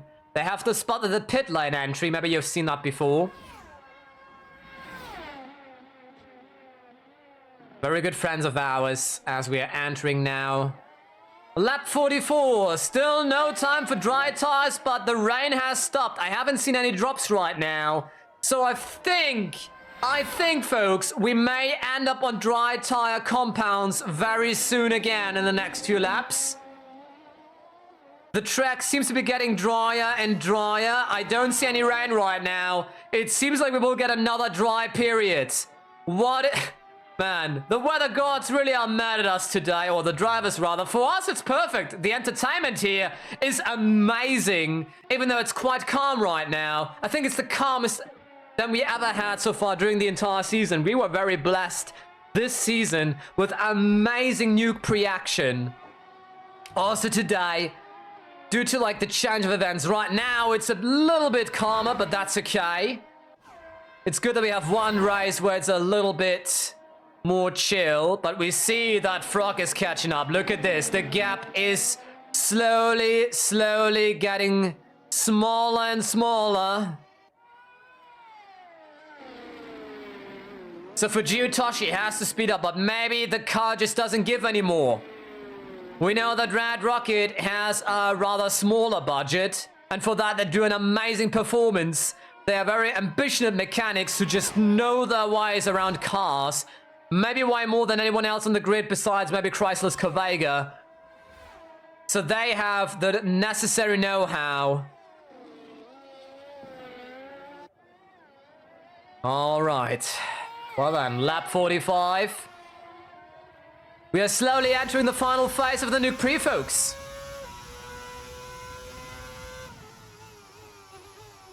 With that said, we are slowly getting to the final phase of the Nuke Prix. So here's a reminder that the Nuke Prix of Florida is dedicated to gather funds with Fallout for Hope to St. Jude Children's Research Hospital. They do a fantastic job in rescuing children's lives from severe diseases. And the families get support as well without receiving a bill ever. You can fund this project with the instructions posted by our moderators. And if you're low on cash like me, you can also just share the fundraiser with the public, just like we do here, which may attract others about this fascinating project. Of St. Jude, that is, of course. Unless you want to also let your friends know about the Formula 1. You're free to do that, of course, as well. We will not be mad about that one. My goodness. Okay, the track really seems to be getting dry. The question is, when will they come into the pits? When will we see another pit stop battle today, folks? It is Red Rocket versus Voltec. If we look back into the predictions, we have 15% for Voltec, 0% for Red Rocket Racing today. Nobody, absolutely nobody was predicting that Red Rocket could win this Nuke Prix. It's not looking good for Robko right now. Both Snallisdotter and also Strakovic are nowhere to be seen right now. Well, they're coming to the pits. They do! All right. There is another pit lane battle, and what tires will they choose? We are now in the final phase of the Nuke Prix, folks, between Voltec and Red Rocket. It is soft tires on Voltec. Oh, we see damage on the front wing of Toshi there. This is why he is slow. And oh my god, a very good stop by Voltec. Look how close they are. They are both on soft tires. The softest compound is Jesse Kakin is playing it safe on hard tire compounds. This will be now the battle for the lead, folks. Look at this. My goodness. Okay, this will be interesting. Twig Frog versus Fujitashi, both on soft tires, and the gap is less than a second. Softs and high track temperatures on this racetrack. This could be a very interesting choice. Let's see, and they are way faster right away. My goodness. Everyone changing on dry compounds right now. Most choose mediums to play it safe. We see it here. Softs could last to the end. It's risky. It's risky. We are talking about 11 laps. It is unknown how long these soft tires will last, so it could be a bit of a risk. Because the more you, like, the soft tires might be the grippiest ones, but they're also degrade the fastest. So this is quite a risk that they are taking. Twig Frog now in the slipstream of Fujitashi. We can clearly see that here on the straight of Independent Follow Wiki. Now on the inside line, they're coming towards the... There we go! Twig Frog has passed even before the hairpin. Oh my god. Voltec is in the lead with Twig Frog, but Fujitashi is coming back at it on the outside line. Very tough call. Now they go side by side for the corner, looking good. Oh, and he has to draw back. Okay, he has to draw back, but my goodness. My goodness. This is a very tense battle now, folks. They are direct competitors. They have no partnerships whatsoever. This is a real tense battle now. The frustrated US American who finally wants to win. He led every single race and never won any of them. And Fujitashi has to defend his first position on the championship right now. This is a very intense battle by emotions. And they are boiling over like the temperatures here in Florida. Alright. Heavy braking zone. Side by side they go through. Very, very tense. Oh yeah, Fujitashi had to back out of that. That was a bit scary. And look how much faster it is through here. As we have a Formula fun fact, Voltec driver Twig Frog has been accomplishing leading laps in each Nuke Prix thus far, yet never winning a race after unfortunate circumstances. We talked about that earlier with Texas, with a 5-second lead and an engine failure, then Lombardia crash, and then in Holland being taken up by Snarlisdotter. As it gets re-overtaken by Fujitashi. Okay, folks. 10 more laps to go right now. As we are crossing the line. There we go. 10 more laps. It is a very tense battle between Voltec and Red Rocket. Let's hope they keep it clean. Just imagine what could happen if they go a bit too aggressive and crash into each other. We've seen this before because Twig Frog is a very aggressive driver. He never leaves any room for anybody. We've seen that before. It also has been a little bit of a thing that has coming back at him in a very bad sense. A little bit of a karma, you could say, as they're having here a proper fight here on the track. Now on the slipstream again, a little bit of an argy-bargy forming up here on this very long... That's not a straight. I always want to say straight. Yeah, well, if you go aggressive... You have to count that other people go aggressive on you too. But then in the end it was nobody going aggressive on him. It was just very bad luck throwing his way. Maybe he will keep it cleaner today. So far he does. But they change positions back and forth. This is a very, very tense battle. Between Red Rocket, who are leading both the team's championship and the drivers' championship as it stands right now. However, Voltec could play a major factor in there. And I'm pretty sure we all would wish a redemption of the streak of bad luck of Twig Frog as well. There we go. Oh my god. There's so many tires. Formula fun fact. One set of Formula 1 tires cost $10,000. Making the Nuke Prix of Florida, unsurprisingly, the costliest in history of the Formula 1 so far, with a total value of $1.42 million of rubber in the race alone. Today, they certainly burned more rubber than a young couple in the bedroom, I can tell you that. My goodness. And his soft tires on the 2 leaders. The question is, will they have to come in again? Will the tires last until the end? Because the way they fight, I have a feeling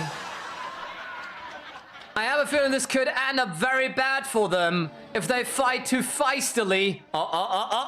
Please keep it clean, folks. Please don't rob us of a very exciting final few laps here. Oh my god.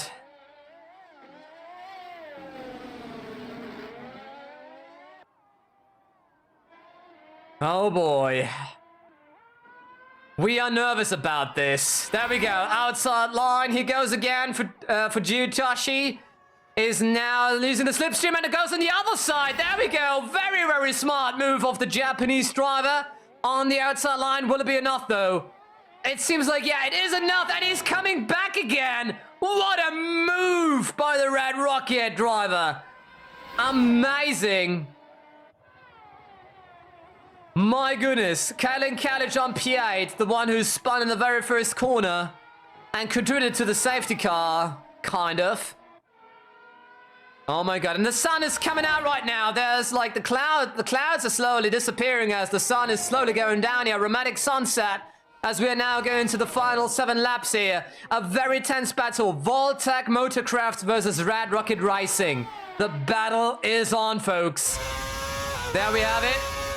He's playing it safe. Smart move, smart move.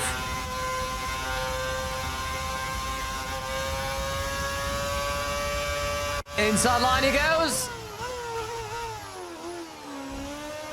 And that seems to work now on the inside. Oh, very, very smart. Man, they're battling for their life. They're battling for the championship lead, folks. That's what's happening here right now. My goodness. This is such a feisty battle. And what a crazy Nuke Prix it has been. We started on wet conditions, we got dry conditions, then wet conditions, now we're on dry conditions again. We had a safety car involved. We had a lot of drama, we had pit stop drama, we had people spinning, we had leaders spinning, we had people fighting for first position spinning. It has been such a dramatic Nuke Prix today. Here in Florida, in Miami. My goodness, and now, oh! Man, Fujitashi is really cheeky in his overtaking maneuvers. He's really ruthless there. He really wants that victory. He hasn't won any race so far. I remind you kindly again, Fujitashi, who is leading the championship, has not won one single Nuke Prix yet. He only got podiums. He wants that win just as bad as his counterpart here of Twig Frog, who hasn't won anyone either. As we see here, Garrett Kiss having to stop the car. We have the first DNF, despite so much drama. We only now have the first DNF of Garrett Kiss having to stop the car. Seems like the car has some failure, and he's out of this Nuke Prix right now. And then we see another replay. What's happening? Oh, that's Suliora spinning around. What happened? It was Kilo Maple involved, I think. Oh. Oh. Yeah, that was a bit unfortunate. So Kilo Maple wanted to overtake, came in a bit too fast and cut off Suliora, who hand spun. He was lucky that the tire stayed attached, though. He can continue, but he lost a lot of positions again. Poor Suliora, look at him now. Down on P14 now. He was leading the race in between, you may remember, and then spun because of the wet conditions.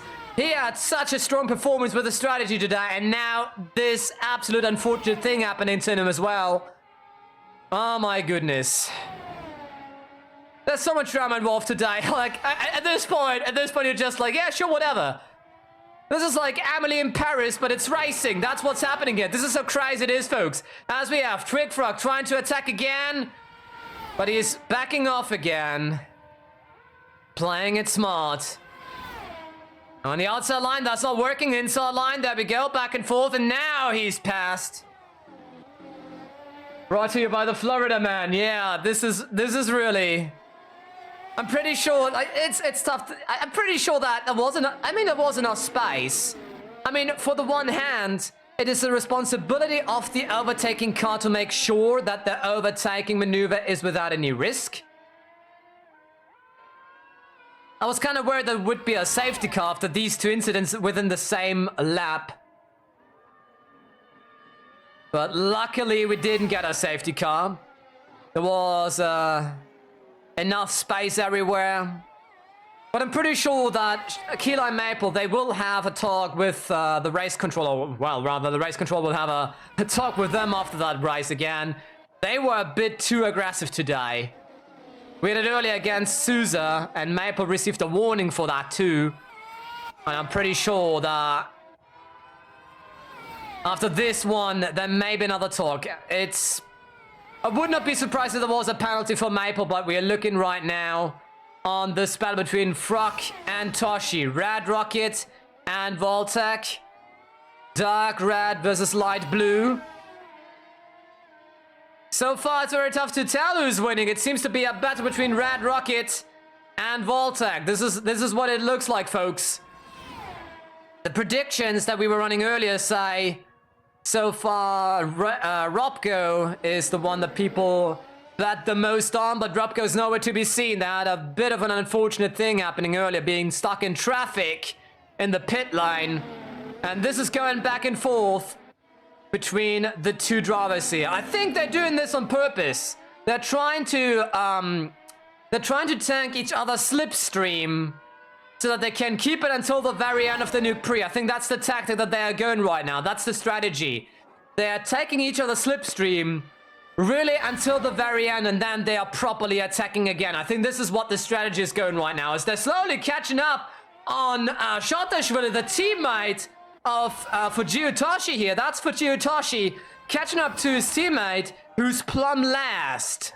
What will that play? What factor will that play? Will Red Rocket, will Shotashvili of Red Rocket be fighting the...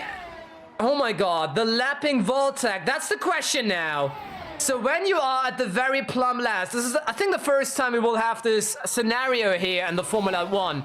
When you are plumb last and the leaders are coming up to you, there will be blue flags be waving, and then you have to give space within the same lap. But the question is, will Shotashvili do that? Or will Red Rocket give her the radio call to not give any space to Voltec and hold him up so that maybe they can score a victory? That is the question right now. My goodness. Yeah, it's flipping a lot right now. This is the question that we are having right now. If they catch up in time, we are on lap 54 out of 57, folks. It could happen that Shotashvili, who has side pod damage, by the way, we have this info here, so this is why. There we go, there's Shotashvili with side pod damage. Fujio Toshi having front wing damage. This could be a very interesting unfolding of the Nuke Prix right now, folks. This is now getting more and more interesting as we... Oh my goodness. At each single lap right now, we are... My goodness, this is unnerving. This is unnerving. Because Shotashvili, after all, there we have it. This is the onboard of Shotashvili, not too far away. Shotashvili is really not in a position to deny when Red Rocket says make space or don't make space. Just Formulout fun fact, fleeing from the Soviet Union to live a better life as a race car driver in the US, Shirina Shotashvili decided to represent Georgia as an independent nation of the USSR. She needs that spot. She needs that seat. Was a delivery driver in the Caucasus Mountains, then a test driver at Red Rocket for mechanics, and showed potential was recruited for the F1 project of Red Rocket, but in the end, her seat is very, very unstable. My goodness. You wonder what the sports bettors in Vegas feel like right now? I'm pretty sure there's a lot of nerves that are left. I'm pretty sure they will drown in sweat. We drown in rain today here, but they will drown in sweat. We have yellow flags right here. Something happened somewhere, but only in the sector. It's not a full course caution, so everything fine here. As they are drawing closer to Shotashvili. My goodness, and they have to slipstream to help each other to come closer to Shotashvili. Shotashvili has nobody to kind of suck up that slipstream and try to speed up the car. And there's no way! What is happening? This is absolutely... Bartuk Mini standing in the corner. What is happening here? Miami having a total blockage there and lost positions. He had such a good race. What happened? What happened to Miami? This is why we had the yellow flag. Oh, shit. I dropped the S-bomb. I'm sorry. And now, oh my god, and he cannot rejoin the track as there's too many cars coming up. This is why he stood there. What an absolute catastrophe. Now we have blue flags for Shotashvili. This is absolutely wild now. My goodness, what is happening? I'm confused here, folks. So hang on, Matt Mini right now is lapped. Okay, Matt Mini was lapped after that spin. He spun in Holland the very same way.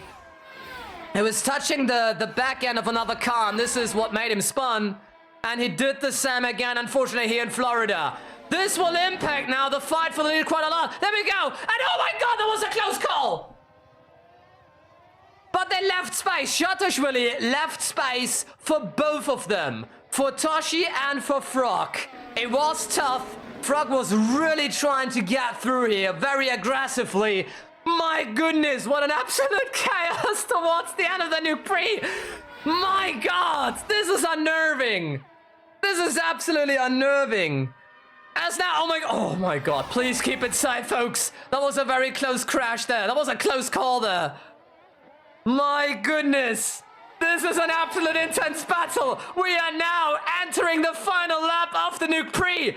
They are so close together here. Look at this. The blue car of Voltic, the red car of Red Rocket. Those are the two that are battling for Geotashi versus Twig Frog. Both have never won a Nuke Prix so far. Both only got podiums so far. This is for the lead of the championship as well. This is an absolute intense final lap, folks. My god.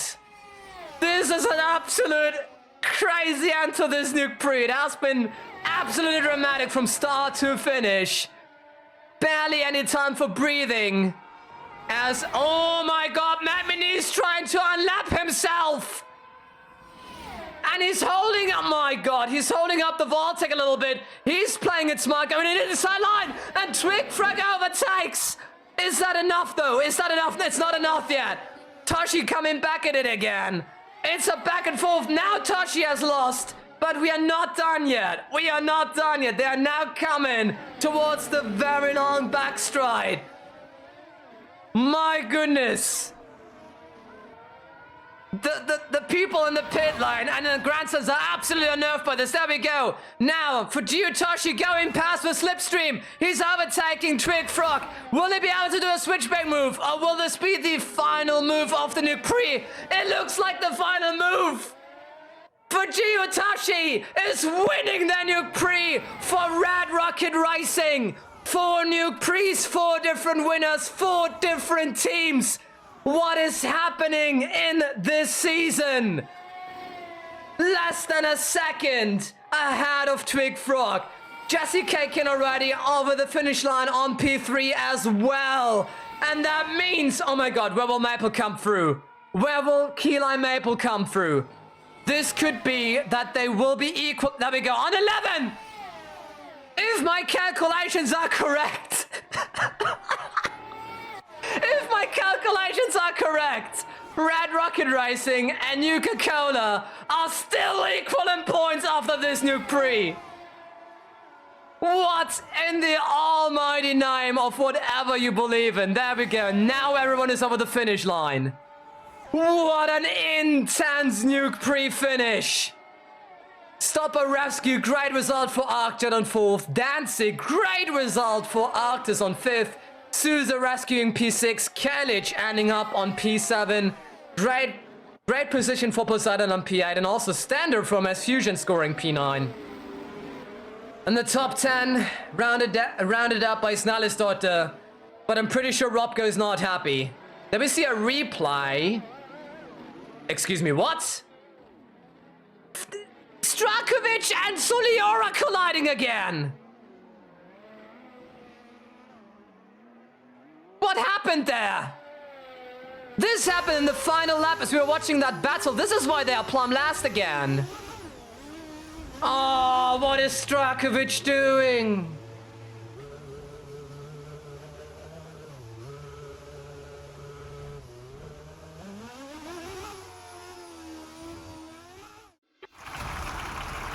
boy.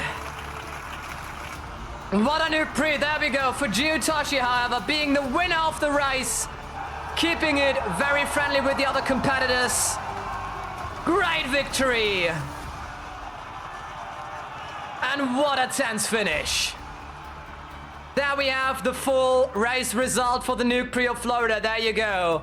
Fujitoshi winning with 0.29 seconds ahead of Twig Frog, gaining 35 points. Jesse K. King getting an extra point for the pole position from the qualifying, of course, and Strukovic did the fastest lap, so he scored one more point. But overall, it's a very horrible result for the Yugoslav anyway. A lot of tires that don't even fit into the tire category anymore. What a crazy Nuke Prix. What an absolute crazy Nuke Prix. And that means when we go to the prediction outcome, it means that Red Rocket has won the Nuke Prix and nobody has bet on Red Rocket. That means a lot of points are going into the Aether. And Twig Frog once again not scoring a victory for Voltec. The frustration must be quite hard. My goodness. And now we have the Drivers' Championship results right now. Fujitoshi leading with 109 points, finally scoring a victory. Jesse Kaikin being on second with 95. So now Toshi has a little bit of a gap. And Garrikis for Voltec on P3. Strukovic lost a lot of points, but he's equal on points with Garrikis. And Souza only 72, only 1 point behind. So when we get to the next round of Wallonia and Belgium, where you can spend your channel points right now as well, this will be a very tense battle to watch between those. The Teams Championship, there you go. Nuke Color Racing and Red Rocket indeed equal on points. Before the Nuke Prix and after this Nuke Prix. You cannot make it up. We are about to go into the middle of the whole season, and it's so close at the front. My goodness. My goodness. What a crazy race.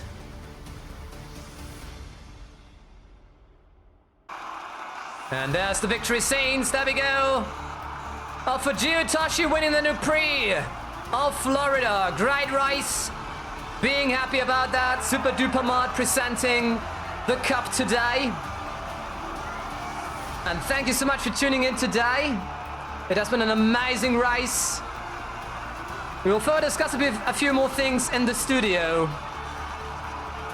But first we have another word from our sponsors, and then we see each other in the studio. We're coming down after this absolutely intense and dramatic Nuke Prix.